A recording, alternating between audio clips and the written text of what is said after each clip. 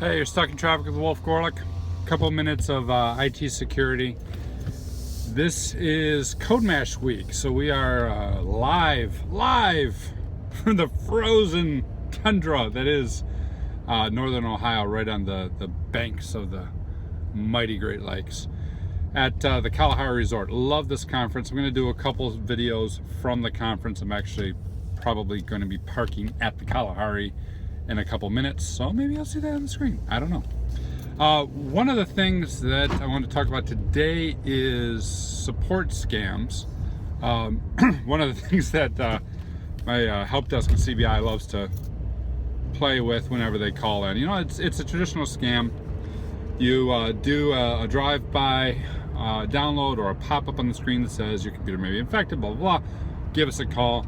You call this number, and it's someone who has broken English using terrible computer terms. This one that we had going for a while, the guy is like, oh yes, I am very certified in Microsoft, Apple, Windows. I mean, just completely terrible terms if you know IT. And why do they work? Because the people that they target normally don't know IT. The goal is to get remote access to the computer, install a Trojan, and then with that Trojan, capture banking credentials of other things, drain the bank account. Classic fraud. Drive-by download, pop up, call someone. Guys like, please click here to open connectivity. Use something like GoToMeeting, not necessarily GoToMeeting, but something similar. In this computer, install keylogger. New wrinkle happened as we continue to see the criminalization, or rather the businessification. Is that a word? Let's say it's a word. Businessification of criminal gangs. A new one is the following. One of the ways that you defeat these scams is by saying, okay, dear older parent or loved one who is not technical, if you do get such a scam, please verify that actually are somebody legitimate from a technical support organization, right? Please verify that yes, indeed, they do have the right information to work on your computer. And that has started to, reduce the fraud and boost protection.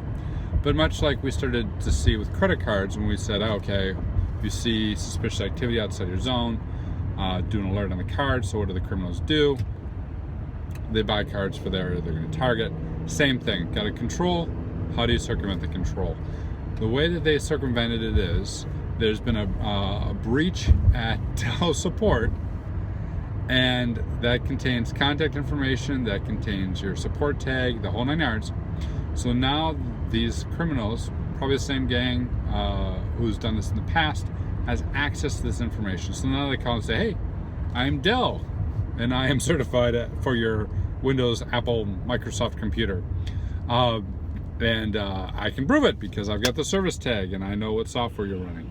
And of course, this has increased the likelihood of them successfully stealing from you. So interesting things always to think about when there's a control, how the bad guys are going to circumvent it, and how a breach in one area can be collected, can be resold to a different gang, and then information can be used in another area. In this case, Dell being stolen, or information from Dell being stolen and used for phone scams.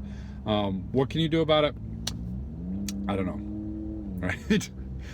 Talk to your loved ones about not supporting these types of scams, and of course talk to your help desk and whatnot, because like I said, our help desk gets these calls all the time to know not to just go off the computer code.